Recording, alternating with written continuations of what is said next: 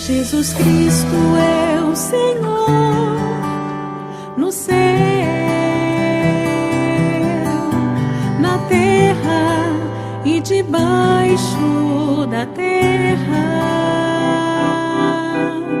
Ele é santo. Y escribe al ángel de la iglesia en Tiatira: el Hijo de Dios, el que tiene ojos como llama de fuego y pies semejantes al bronce bruñido, dice esto: yo conozco tus obras y amor y fe y servicio y tu paciencia, y que tus obras postreras son más que las primeras, pero tengo unas pocas cosas contra ti, que toleras que esa mujer Jezabel, que se dice profetiza, enseñe y seduzca a mis siervos a fornicar y a comer cosas sacrificadas a los ídolos. Y le he dado tiempo para que se arrepienta, pero no quiere arrepentirse de su fornicación. He aquí yo la arrojo en cama y en gran tribulación a los que con ella adulteran, si no se arrepienten de las obras de ella. Y a sus hijos heriré de muerte, y todas las iglesias sabrán que yo soy el que escudriña la mente y el corazón, y os daré a cada uno según vuestras obras. Vamos a hacer una oración, hermanos, antes de estudiar el tema de hoy. Padre, te damos gracias, Señor, por tu palabra, Señor.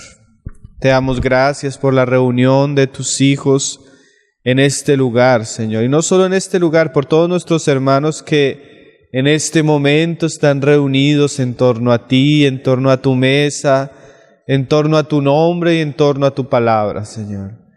Te pedimos que tu nombre sea engrandecido en toda la tierra, Señor, y te pedimos también que tu iglesia sea edificada, Padre. Todo esto lo pedimos, Señor, reunidos bajo la autoridad de tu Hijo Jesucristo, Señor, y la dirección de tu Espíritu, Señor. Amén, Señor. Amén. Hermanos, hoy sería nuestra última enseñanza de la serie, y aunque quedarían algunos temas tal vez por tratar, quise sellar la serie con una enseñanza, con la enseñanza o las palabras que el Señor le habla a la iglesia en Tiatira.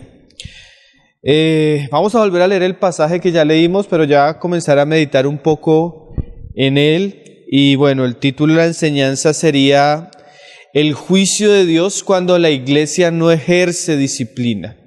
Entonces, este aspecto se ve claramente a esta iglesia, la carta que Dios le dirige a la iglesia en Tiatira. Volvamos a leer desde el verso 18. Dice: y escribe el ángel de la iglesia en Tiatira. Aunque esta carta tiene una iglesia a la que se le habla directamente, todos sabemos que el pasaje siempre termina que lo que el Espíritu le dice a esta iglesia se lo dice a todas las iglesias. Entonces, lo que el Señor le va a decir a Tiatira también nos lo dice a nosotros. No porque generalmente nosotros estemos viviendo una situación como esta, sino para un aprender de las experiencias que vive una iglesia como esta. O también en algunos casos cuando estamos en situaciones similares.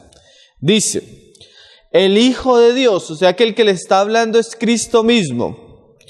Pero mira cómo Él se presenta a la iglesia. Y es muy importante a veces ver cómo Cristo se presenta a la iglesia, especialmente en estas 7 cartas de Apocalipsis 2 y 3, porque parte de lo que va a tratar el Señor con la iglesia tiene que ver con lo que Él es.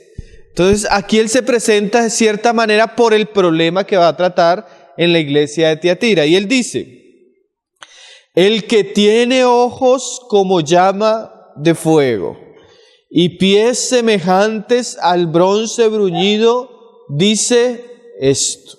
Entonces, cuando leamos nos vamos a dar cuenta que el pecado de la iglesia de Tiatira era que toleraba ciertas cosas que no debía tolerar, que permitía ciertas cosas que ella no debía permitir. Entonces el Señor se le presenta a la iglesia como alguien que, a diferencia de la condición en la que está la iglesia, Él sí es el que tiene ojos como llama de fuego y pies semejantes al bronce bruñido. Pero en la tipología, ¿eso qué significa? Los ojos como llama de fuego son una visión o una manera como Cristo se presenta para hablarnos de su omnisciencia. ¿Qué quiere decir eso? Que delante de Él no hay nada oculto. Todo Él lo conoce. Por eso los ojos como llama de fuego. O sea que delante de Cristo no hay nada en tinieblas. Todo delante de Él es puesto a la luz. Aún como lo dice más adelante, aún los pensamientos, las intenciones y los deseos del corazón. Entonces cuando Él le dice, yo soy el que tiene como ojos de llama de fuego, quiere decir que en Él no hay tinieblas y que Él todo lo ve, todo lo conoce y todo lo juzga perfectamente sin que Él se esfuerce por conocerlo o sin que alguien a Él le cuente. ¿Sí? Él todo lo sabe, Él todo lo ve, no hay nada oculto delante de Él. Hebreos 5, si quiere leerlo, Hebreos 4, hablando de la palabra que tiene ese carácter que tiene Cristo mismo, nos dice esto, hablando de Él también. Hebreos 4, verso 13 dice, y no hay cosa creada que no sea manifiesta en su presencia. Antes bien, todas las cosas están desnudas y abiertas a los ojos de aquel a quien tenemos que dar cuenta. O sea, todas las cosas están abiertas y desnudas ante los ojos ¿de quién? De quien sus ojos son como llama de fuego. Bien lo decía un maestro de la Reforma. Cada vez que cada uno de nosotros peca, lo hace cara a cara a los ojos delante del Señor. Aunque nosotros no nos damos cuenta, Él siempre nos está viendo. Aún lo que los otros no ven, los ojos de aquel que son llama de fuego lo conocen. ¿Qué estamos pensando? ¿Qué estamos deseando? ¿Cuál es la intención? Todo es conocido por Él. ¿Por qué Él se presenta así? Por la misma situación de la iglesia en Tiatira. Porque en la iglesia en Tiatira había un tapete donde había una gran cantidad de pecados puestos debajo de la mesa. Todos los veían y como que no pasaba nada. Pero el Señor se le presenta y les dice, mira, yo soy el que todo lo ve. Pero no solo el que todo lo ve, el que tiene pies semejantes al bronce bruñido. El bronce en la Biblia es un material muy usado, especialmente en el tabernáculo, para relacionarse con los aspectos que tienen que ver con el juicio de Dios. En el lugar santísimo todo era de oro, en el lugar santo algunas cosas eran de plata, pero en el atrio exterior, el lugar donde se sacrificaban los animales o donde se juzgaba el pecado del hombre con los animales, el altar era de bronce. Y aún en el Nuevo Testamento una figura de Cristo crucificado, o sea, Cristo muriendo por nuestros pecados y haciéndose y llevando nuestros pecados en la cruz, Él mismo usó la figura de la serpiente de bronce. Entonces el bronce en la Biblia es el material que nos habla del juicio. Pero ¿qué quiere decir pies semejantes al bronce bruñido? Quiere decir que Cristo es aquel que ha pasado por el juicio, especialmente por el juicio del pecado, y ha salido vencedor.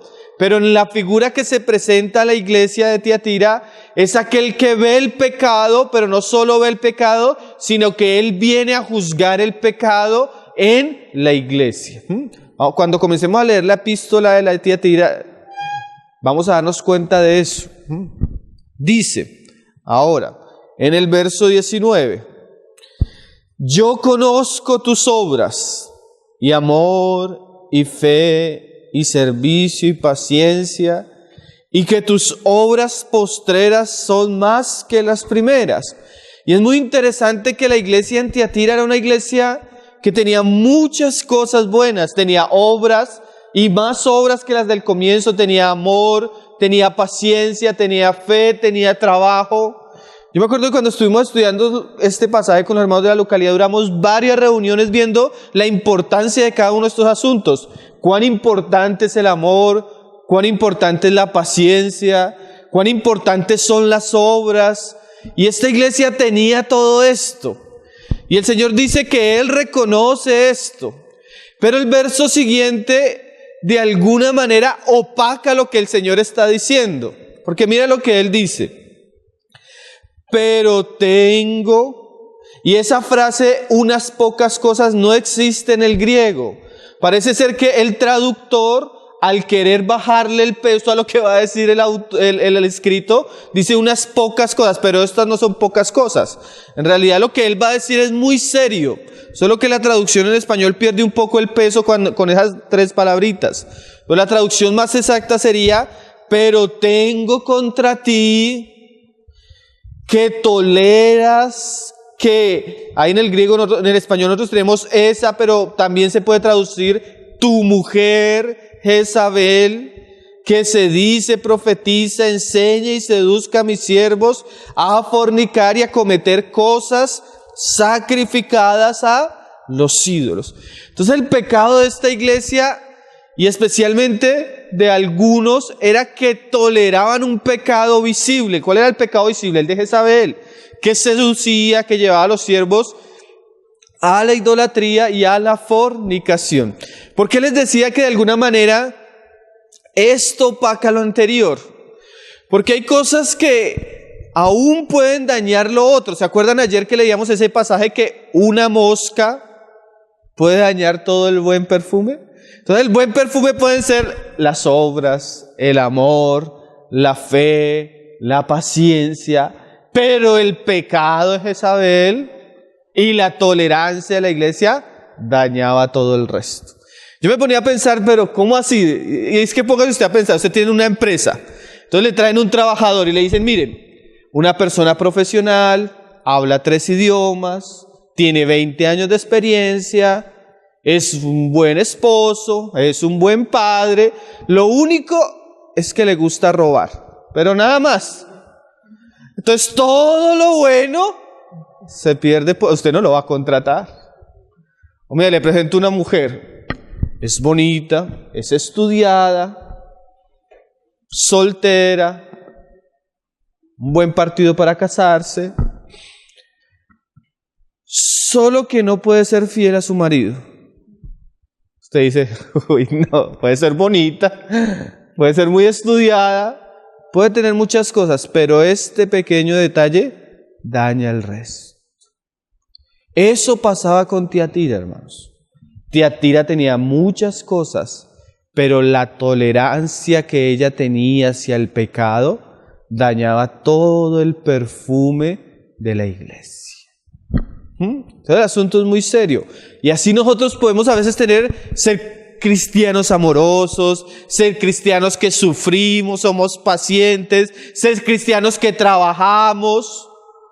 Pero si toleramos ciertas cosas que Dios tolera, eso que toleramos enrarece todo lo otro que hacemos. Entonces no es tampoco el asunto. Entonces vamos a ver cómo Dios juzga y trata el pecado de la tolerancia en este asunto en la iglesia de Tiatira. Y dice, toleras. El gran pecado de esta iglesia era que toleraba. ¿Qué es tolerar? La palabra en el griego es eao, que significa permitir, dejar tranquilo, soportar, tolerar, consentir. O sea que ellos veían el pecado de Jezabel y lo permitían, lo toleraban, lo consentían. Un diccionario dice de la palabra tolerar, permitir algo ilícito sin consentirlo expresamente. O sea, no se juzga, pero se permite sin consentirlo. ¿Sí me hago entender? No se aprueba, pero tampoco se juzga. O sea, se tolera. Se deja, está ahí, nada. Entonces, la mujer llegaba, se metía con un hermano, lo llevaba a los ídolos, había fornicación, los hermanos sabían, no le decían nada, a los 15 días se metía con otro hermano, y un pecado horrible, y la iglesia envanecida. Y el Señor les está hablando por ese pecado, porque lo toleraban. Hay cosas donde es buena la tolerancia, pero no cuando Dios aborrece algo. Como las cosas que hablamos que eran dignas de ser juzgado. Entonces, vamos a leer Romanos 12, verso 9. ¿Por qué es malo la tolerancia? Porque tolerar el mal, el pecado, la herejía, la división, como hablábamos en estos días, es ir en contra del carácter de Dios, de la justicia de Dios, de la santidad de Dios. Nosotros debemos saber que cuando Dios aborrece el mal, es un ejercicio bueno y amoroso de su bondad. Si Dios tolerara el mal, dejaría de ser bueno, hermano. ¿Sí? El Señor sabe, y esto lo hemos resaltado en estos días, el Señor sabe lo destructivo y peligroso que es el pecado. Por eso la Biblia dice así, Él odia el pecado, Él aborrece el pecado. Él no puede tener nada en relación, porque Él conoce lo malo y las consecuencias que eso trae sobre nosotros. Puede que un niño no sepa cuán peligroso es jugar en una avenida transitada, pero sería algo horrendo que su mamá se lo permitiera sabiendo el peligro que él corre. ¿Sí me va a entender? Asimismo, puede que nosotros no sabemos cuán serio es el pecado, pero sería horrendo que Dios nos dejara estar en un ambiente donde vamos a pecar y Él mismo no juzgara el asunto. Y lo mismo pasa con la iglesia. Es horrendo que una iglesia, conociendo la santidad del Señor y las consecuencias del pecado, no trate el pecado cuando sale a la luz entre sus miembros. Dice Pablo ahí en Romanos 12, 9, el amor sea sin fingimiento. Pero a eso hay que sumarle que aborreced lo malo y seguid lo bueno.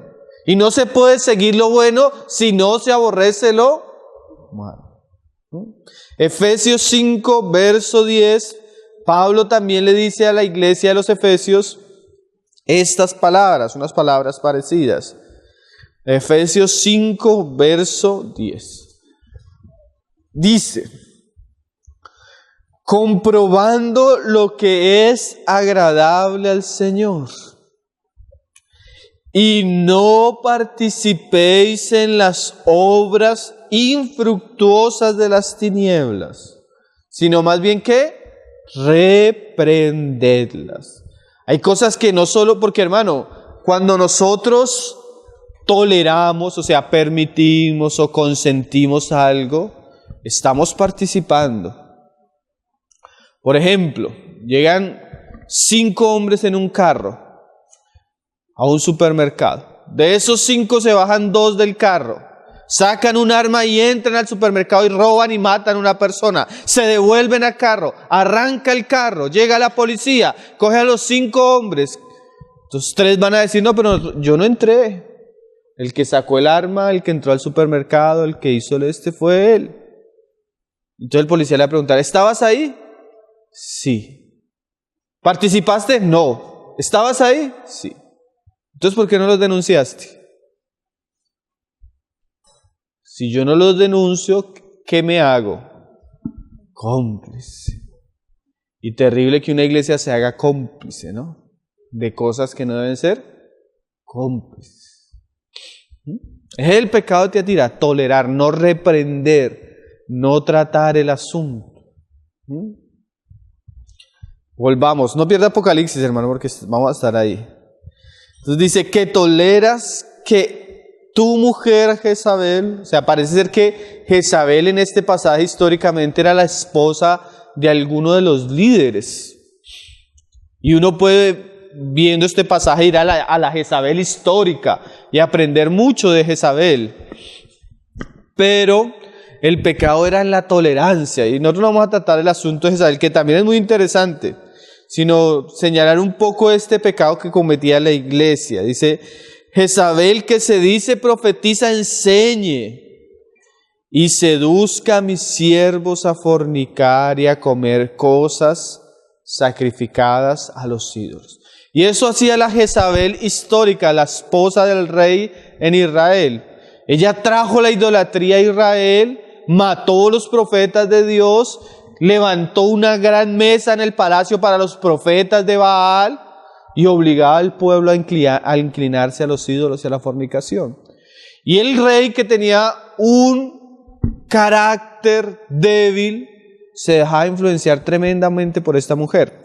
Pero yo quiero que leamos una historia parecida en las jornadas de Israel, en la última jornada de Israel, y cómo ellos permitieron una situación muy parecida, y por causa de que ellos permitieron, vino un juicio de Dios, como el que vamos a leer acá en Tiatira. Pero también ver el celo de un hombre, y cómo ese celo es una figura del celo que nosotros debemos tener en la casa de Dios, especialmente en relación a estas cosas. Entonces vamos a ir al Números 25 y vamos a ver la última jornada de Israel, la jornada de los campos de Moab, o como el pasaje nos los va a decir, Sitín. Números 25. Dice: moraba Israel en Sitín, y Sitín fue la última jornada antes de entrar a la tierra prometida. Sitín era un lugar donde ellos acamparon cerca a Moab. Ese lugar se le conocía también como Acacias, porque eso es lo que significa Sitín en el hebreo. Y dice: moraba Israel en Sitín, y el pueblo empezó a fornicar con las hijas de Moab. Muy parecido, ¿no? Solo que aquí fue el pueblo en general. En el caso de la iglesia en Tiatira era Jezabel y los que seducía Jezabel. Entonces, dice ahí, las cuales, o sea, las hijas de Moab, invitaban al pueblo a los sacrificios de sus dioses. Y el pueblo comió y se inclinó a sus dioses. ¿Y qué era el asunto? Antiguamente el culto pagano estaba relacionado mucho con la inmoralidad sexual. Yo pienso que lo más cercano que nosotros podemos tener es, por ejemplo, los carnavales. Fiestas en torno a algo, a una deidad antigua, donde había gran cantidad de desenfreno, alcohol, vicios, y era parte del culto. O sea, no era algo oculto, sino parte del culto, que estas deidades paganas tenían sacerdotes y sacerdotisas que practicaban la prostitución ritual. Era una cosa bárbara. O sea, algo así como, es que modernamente de pronto solo lo tiene de pronto el satanismo, donde hay una mezcla de adoración pagana, oculta, con rituales, con violación. O sea, eso era algo horrible. No era solo que se paraban delante de la estatua y le ponían incienso, sino a veces los lugares más corruptos de la ciudad era el templo a los ídolos. Por ejemplo, la ciudad de Corintio era algo abominable. Era tanto que los pecados grotescos les llamaban corintiarizar. Y era que el templo que había en Corintio, de la diosa que había allí, era un antro de maldad, era un antro de bandidos y era un antro de prostitución ritual. Eso era una cosa así, de todo lo que usted no se imagina. La zona roja de la ciudad era el templo pagano. Era algo así bien. Nosotros no alcanzamos a contemplar eso porque en nuestro tiempo la religión, por lo menos conocida, no tiene ese color. Pero antiguamente era algo horrible. Entonces, cuando ellos entraban a participar en la religión pagana, participaban en una gran cantidad de cosas desagradables a Dios, pecaminosas. Y eso es lo que estaba pasando en Israel. Dice ahí en el 3, acudió así el pueblo a Baal Peor, o sea, el lugar del culto de Baal. Y el furor de Jehová se encendió contra Israel. Y Jehová dijo a Moisés: toma todos los príncipes del pueblo y ahórcalos ante Jehová delante del sol. O sea, mira el juicio que Dios trae por causa de lo que ellos estaban haciendo, especialmente los príncipes. ¿Quiénes son los príncipes? Los líderes, los que tienen el gobierno, los que presidían a la nación. Una vez ellos se entregan al pecado, Dios de una vez los juzga y los juzga públicamente. Ahórcalos delante del Señor. Tremendo el juicio, ¿no? Y dice: y el ardor de la ira de Jehová se apartará de Israel. O sea que el juicio alejaba ¿qué? La ira del Señor. Y eso es lo que hemos estado hablando. No de la misma manera, porque nuestro tiempo es otro, pero la disciplina en la iglesia aleja el juicio de Dios. Y mira lo que sucedió. Y he aquí un varón de los hijos de Israel vino y trajo una madianita a sus hermanos, una princesa de los de Madián. Más adelante nos dice hasta el nombre. A ojos de Moisés y de toda la congregación de los hijos de Israel.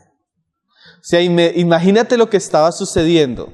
Estaba todo el pueblo, toda la congregación. Los príncipes estaban ahorcados.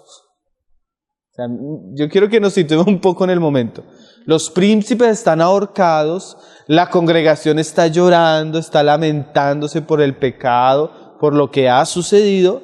Y mientras hay un ambiente de consternación, un sinvergüenza se trae una madianita. Y la pasea delante de toda la congregación.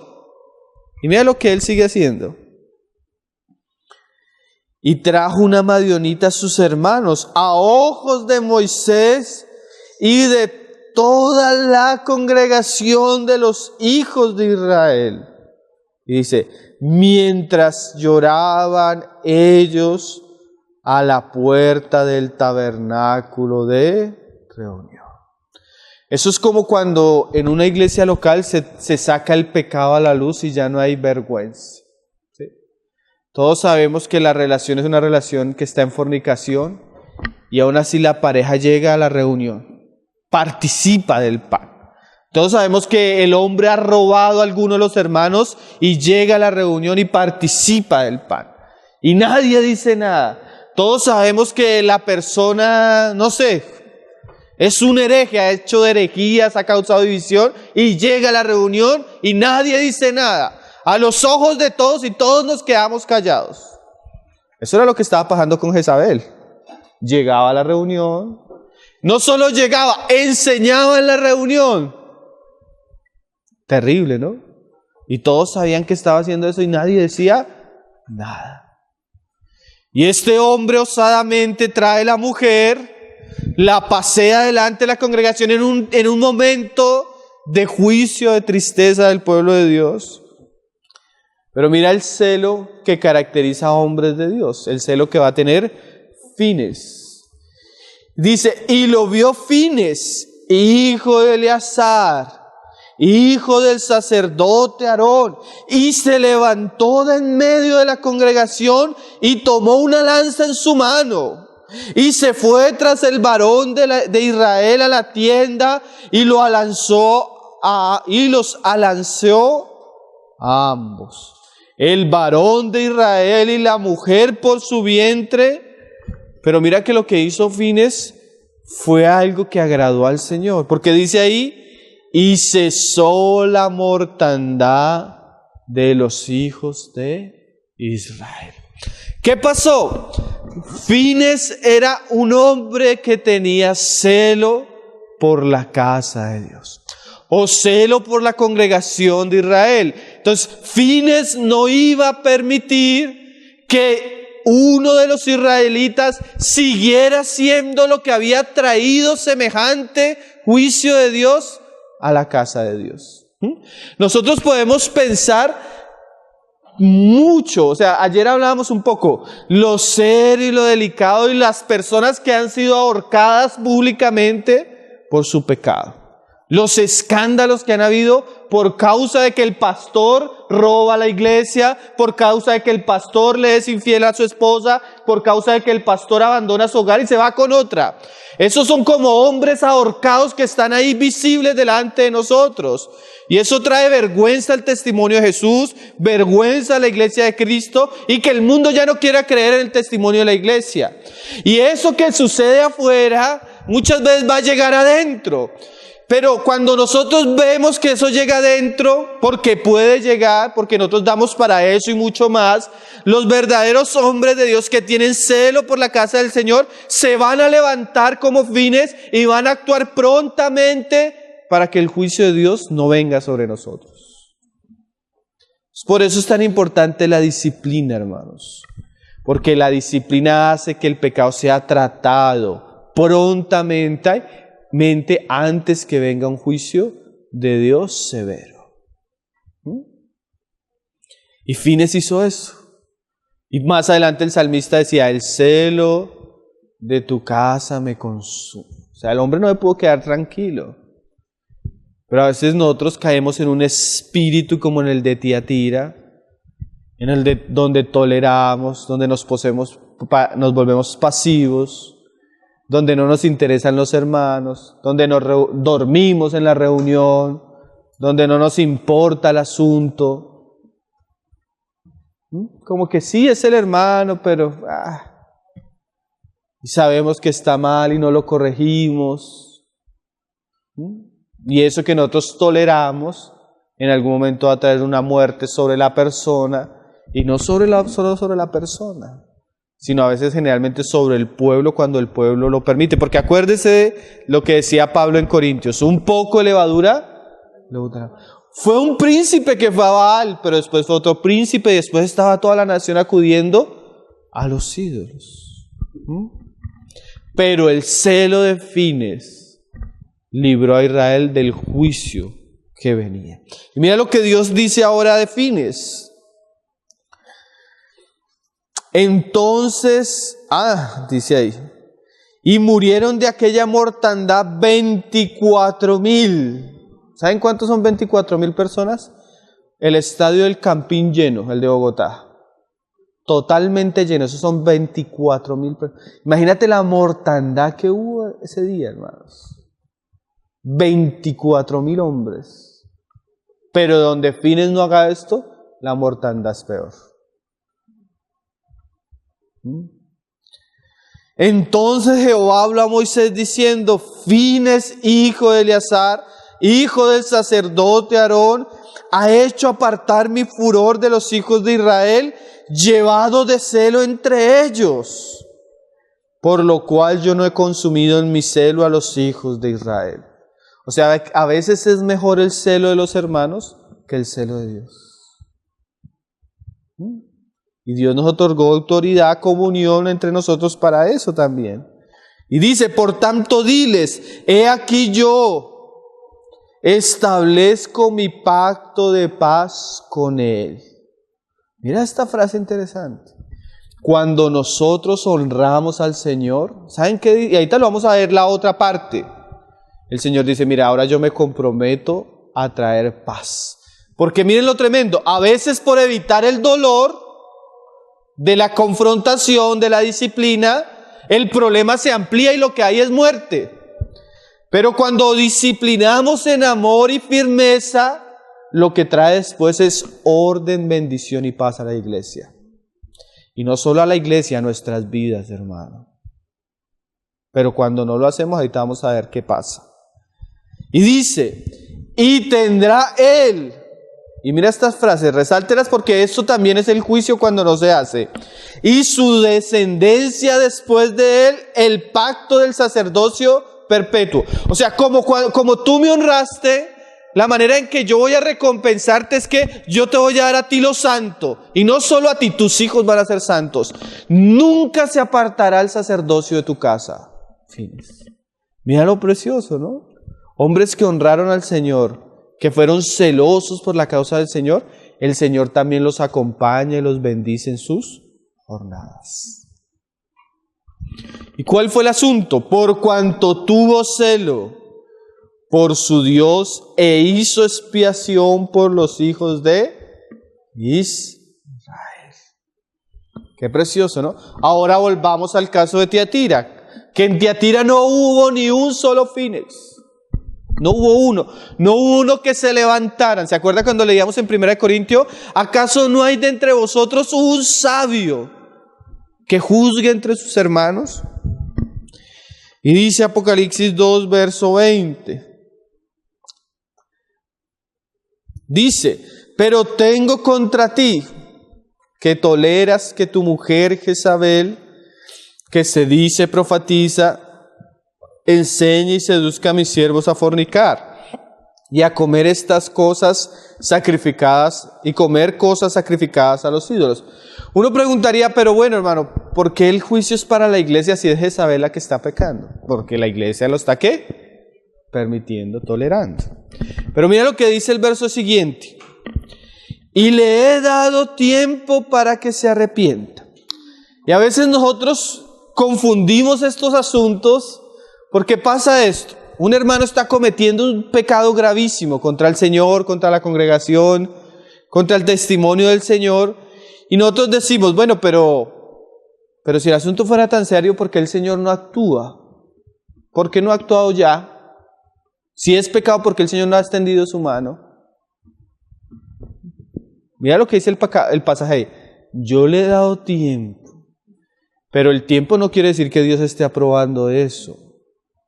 ¿Sí me hago entender, hermanos? Como decía el hermano Randy Alcor, el hecho que usted se tire de un piso 30 y vaya en el 20 no quiere decir que no vaya a caer al piso. ¿Sí? El hecho de que el juicio no haya llegado inmediatamente no quiere decir que Dios esté de acuerdo con lo que está pasando.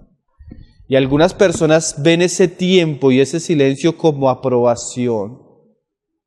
Pero la palabra no trata eso como aprobación, sino como misericordia de Dios al no juzgar un asunto inmediatamente. Mira lo que dice segunda de Pedro, hermanos. No pierdan Apocalipsis. Mira lo que dice Pedro de la venida del Señor. Porque a veces nosotros pensamos, no, pero... Y uno a veces escucha eso, no, pero el hermano hizo esto y ahorita está predicando. Sí, puede estar hasta predicando y haciendo muchas cosas. Puede estar. Pero eso no es garantía a veces de nada. Dice en el 3:8. Mas, oh amados, no ignoréis esto. ¿Qué es lo que no hay que ignorar? Que para con el Señor un día es como 1000 años. Y 1000 años como un día. O sea, el Señor no se mueve por el tiempo porque para Él el tiempo es... Entonces el Señor dice, hablando de su venida, el Señor no retarda su promesa, según algunos la tienen por tardanza, sino que es paciente para con nosotros, no queriendo que ninguno perezca, sino que todos procedan al arrepentimiento. Entonces, ese tiempo que el Señor le da a Jezabel y aún a la misma iglesia de Tiatira, es con el fin de ¿qué? De que la iglesia y Jezabel especialmente se arrepienta. A veces no dice Dios, pero ¿por qué no has tratado el asunto? Porque el Señor todavía tiene misericordia y espera que la persona se arrepienta. Entonces, conocen el pecado de David y de Betsabé. Y algunos hermanos estudiando cronológicamente el libro de Primera de Samuel y estos libros, Segunda de Samuel, Crónicas, llegan a decir que del pecado de David con la mujer a que el profeta viniera a visitarlo pasó un año. Pasó un año. O sea, no fue que David hizo lo que hizo y al otro día llegó el profeta. Y uno pregunta, ¿pero por qué Dios permitió tanto tiempo? Un año, después de un asesinato, un adulterio, algo tan serio. ¿Por qué Dios permitió? Porque Dios esperaba que David se arrepintiera. Pero como no reaccionó, ¿qué hizo? Le mandó al profeta. Entonces el tiempo que Dios a veces da no es aprobación, hermanos. No es aprobación. Entonces volvamos a Apocalipsis 2. Si no le he dado tiempos, ¿para qué? Para que se arrepienta. Y dice, pero no quiere arrepentirse de su fornicación. O sea, el tiempo que el Señor se lo dio con un propósito muy claro, pero aún así no quiere Jezabel. He aquí, yo, y esa palabra yo ya es muy serio, porque si la iglesia hubiera ejercido la disciplina, Tiatira hubiera ejercido la disciplina, Dios no hubiera tenido que actuar directamente. Pero también, como decíamos en estos días, cuando la iglesia no actúa correctamente, Dios iba a actuar. En algún momento Dios comienza a actuar.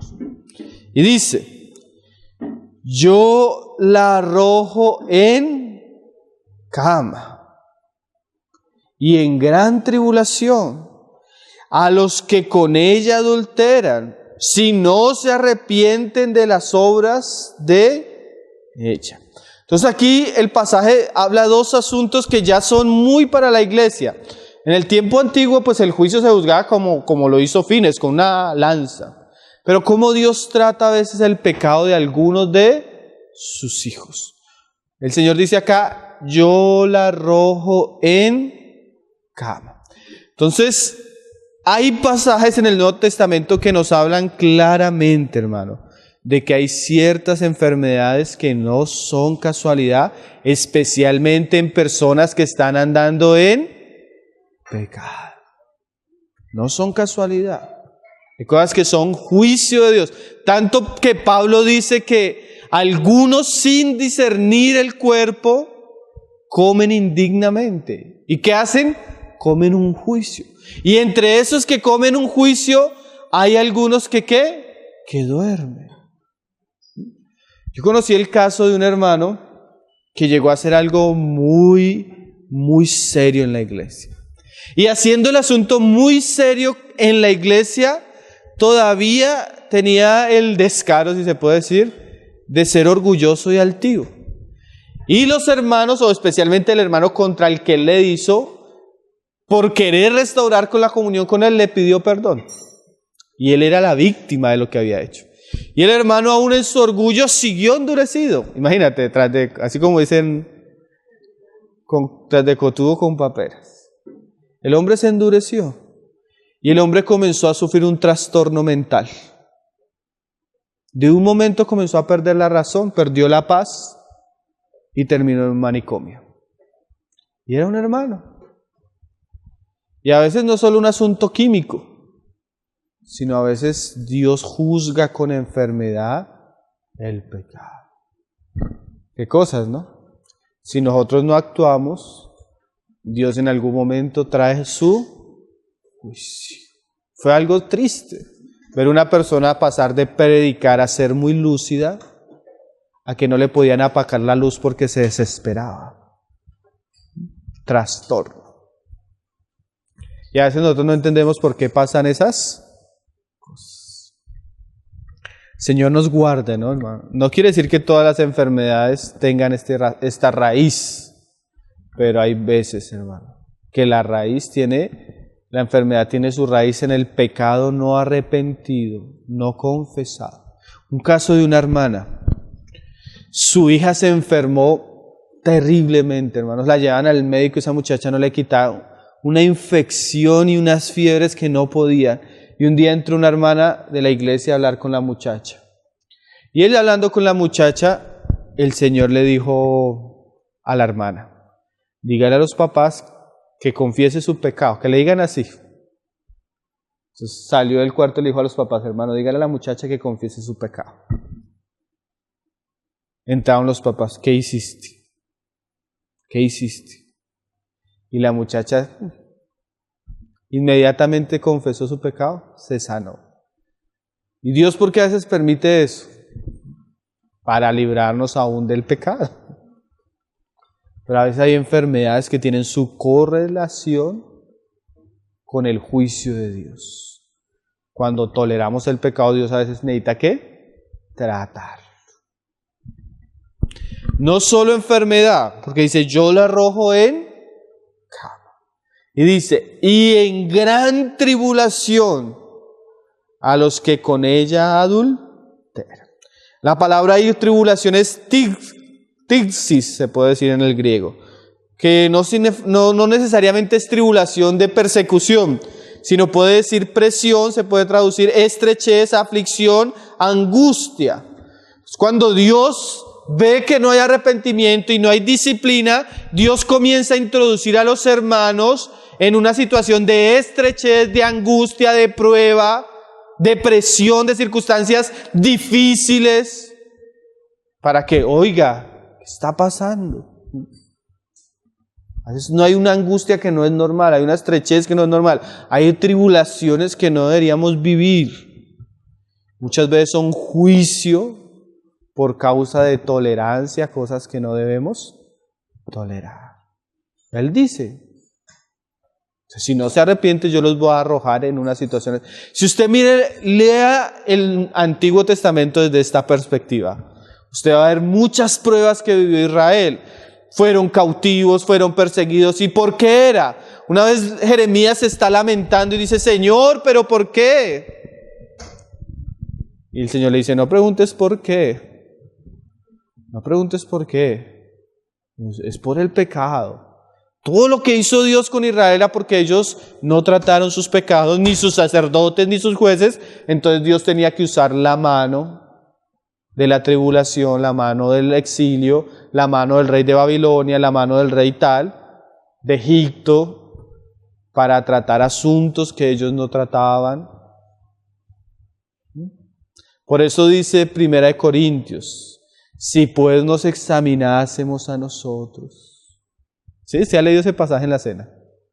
No comeríamos juicio. Pero a veces como nosotros somos tan ligeros con el pecado, comenzamos a comer juicio.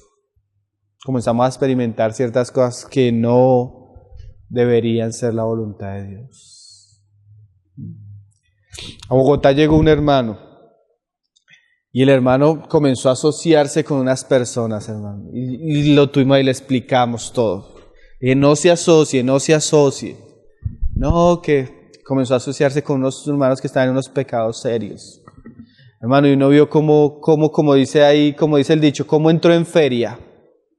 Se le enfermó la esposa, se le cerraron las puertas laborales, comenzó a perder esto y todo. Y uno dice, como si hubiera entrado en una maldición.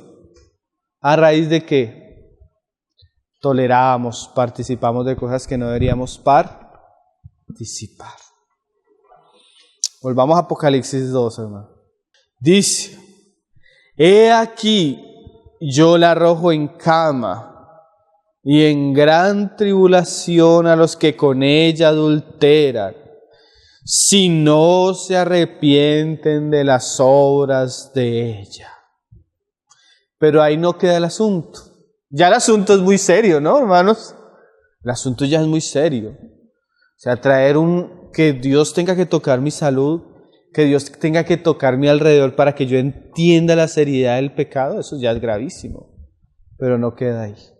Generalmente, como estos días hablábamos, el pecado tolerado en la iglesia, si alguien afecta, a esa es la generación que viene después. Ninguno es tan afectado como la siguiente generación, ¿no? Cuando hay pecados en la iglesia. Mira lo que dice el pasaje ahí.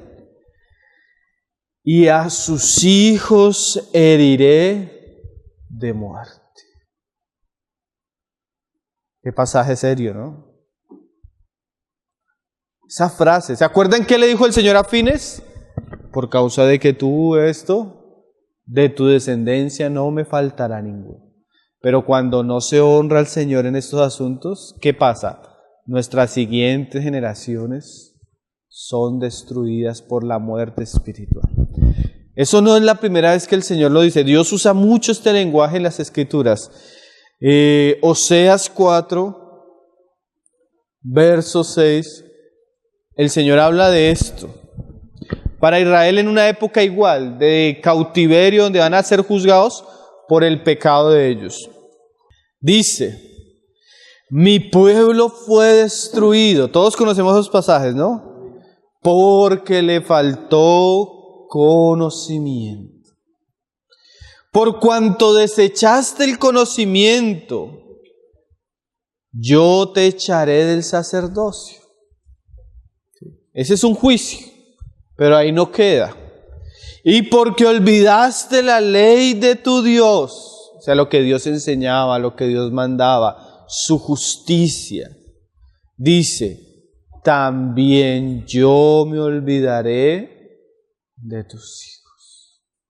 Qué cosa seria, ¿no, hermanos? Qué cosa seria que nosotros podemos vivir un juicio no solo para nosotros, sino para los que están detrás de nosotros, por causa de la tolerancia. Y yo cuando siempre hablamos asuntos de disciplina en la iglesia, hermano, siempre es eso una de las cosas que decimos.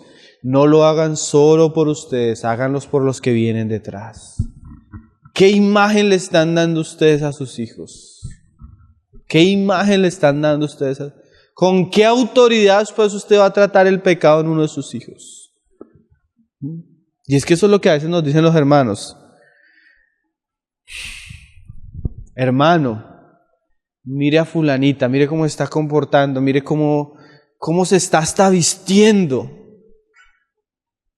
Uno dice, ay, sí, hermano.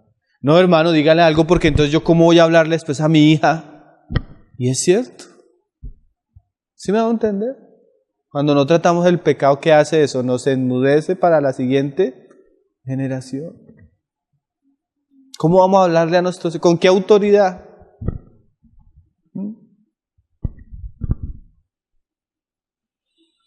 Ahí en el verso 13.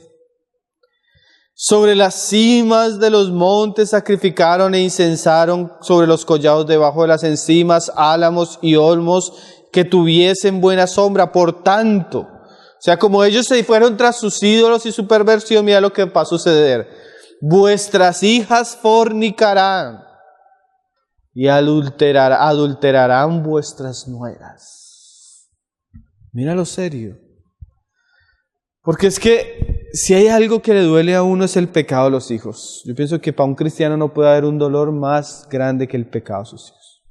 Entonces, por ejemplo, un hombre, yo no veo tan malo ser mujeriego y coquetearle a otra mujer. Ese hombre no lo ve tan malo hasta que llega un hombre a hacerle lo mismo a su hija. ¿Sí? Pues vamos otra vez, no se distraigan. Un hombre no ve nada, no ve eso tan malo hasta que otro hombre viene a hacérselo a su hija. ¿Cierto que sí? Ahí sí el pecado se vuelve horrible. ¿Cierto que sí? O el contrario, no lo ve tan malo hasta que por ahí su nuera se lo haga a su hijo. Imagínense. Y esas cosas, esas lecciones, son para enseñarnos a nosotros la seriedad del pecado. Un ejemplo, yo los he dado estos días varias veces. Vivir en unión libre es fornicación. No, hermano, el día que lleguen a sacarte a tu hija de la casa sin compromiso, ahí sí tú vas a ver el matrimonio muy importante, ¿cierto? Ahí sí, ¿cierto? Pero a veces nosotros mismos vamos a ver en nuestros hijos los pecados que toleramos y no tratamos. Y eso es muy serio, hermano. Vamos a ver cómo la iglesia a veces abunda eso. Volvamos a Apocalipsis para ir terminando, hermanos.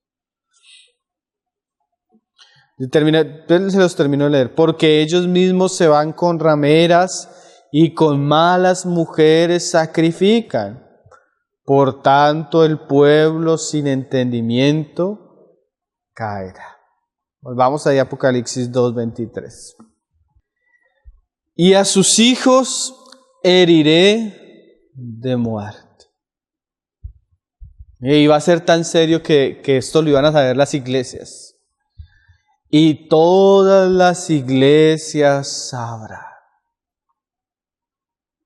que yo soy el que escudriña la mente y el corazón, y os daré a cada uno según vuestras obras. O sea, estas lecciones como la que el Señor le iba a dar a Tiatira, es una lección para todos.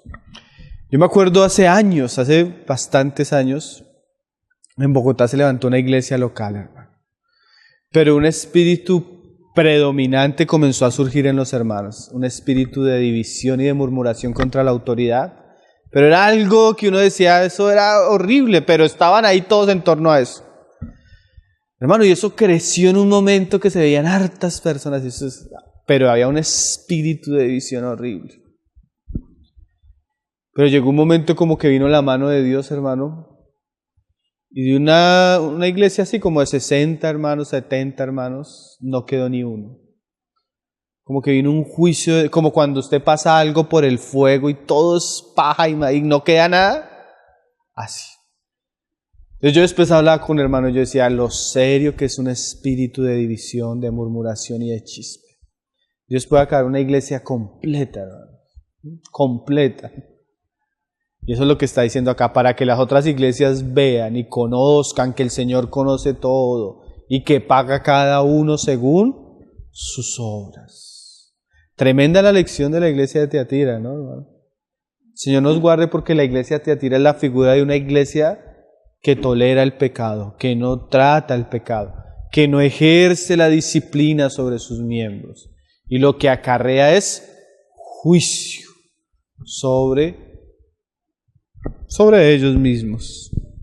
Y dice Apocalipsis 2:29.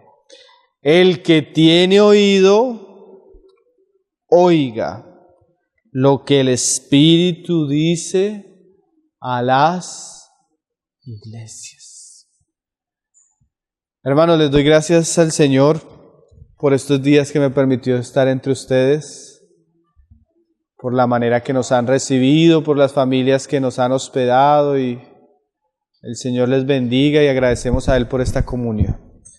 El Señor nos ayude a guardar estas cosas en el corazón, hermano, a meditarlas, a examinarnos a nosotros mismos, a pedirle al Señor que nos guarde de todo esto, amén.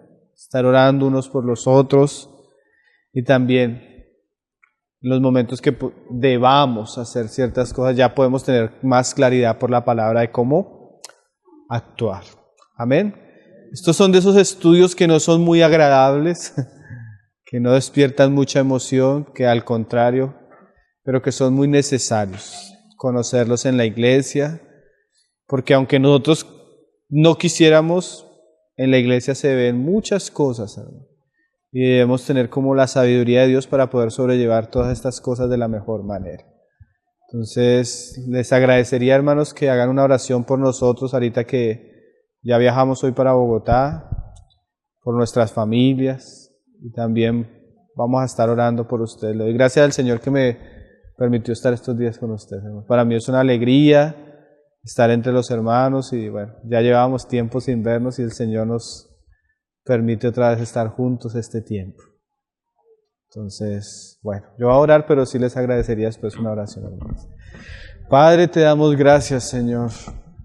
Gracias por este tiempo de comunión, de estos días, Señor, que tú nos has permitido estar juntos delante tuyo, Señor.